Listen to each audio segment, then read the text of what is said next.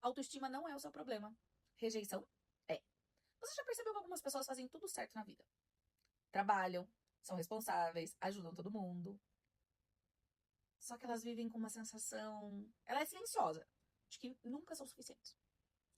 Conhece alguém assim? Ou, se isso acontece com você, eu preciso te contar uma coisa desconfortável.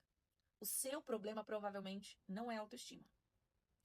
A rejeição emocional, ela começa muito antes de você entender o que estava acontecendo.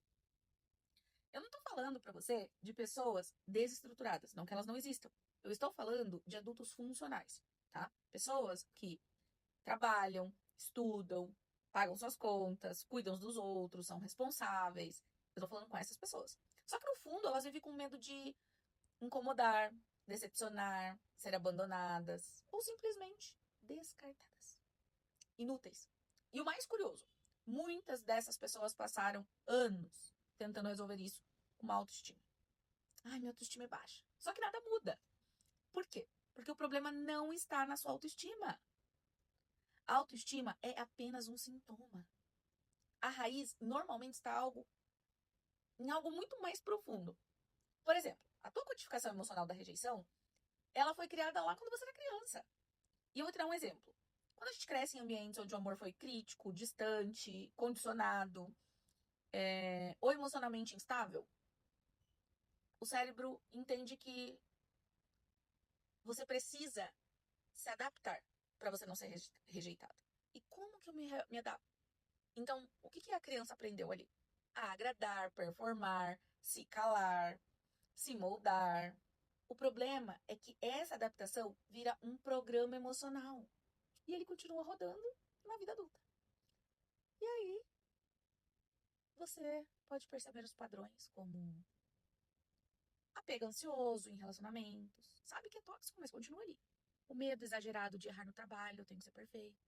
A necessidade constante de validação, a dificuldade de se posicionar, a sensação de que você sempre precisa provar o seu valor. Tudo para você precisa provar para o outro. E tudo isso tem uma raiz muito comum: o medo invisível da rejeição. A maioria das abordagens terapêuticas hoje, ela trabalha apenas os sintomas. Nós conversamos, fazemos uma reflexão e analisamos o comportamento. Ótimo. Mas existe um detalhe importante. A rejeição não está apenas na sua consciência. Até porque se tivesse, com tudo isso, com todo esse tempo de terapia, isso teria resolvido.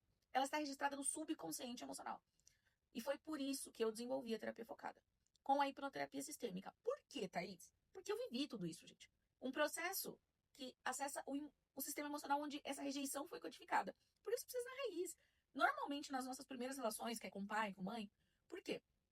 Gente, a gente precisa reprocessar essa memória lá na raiz. Porque quando a raiz é resolvida, aí algo acontece. Acontece de verdade. A pessoa para de viver em modo de sobrevivência. Ela não precisa mais se adaptar o tempo todo. Não que você não precise ser flexível, tá? Buscar validação constante ou viver com medo do abandono. Porque daí surge algo muito mais raro hoje em dia: segurança emocional interna. E, gente, isso é libertador.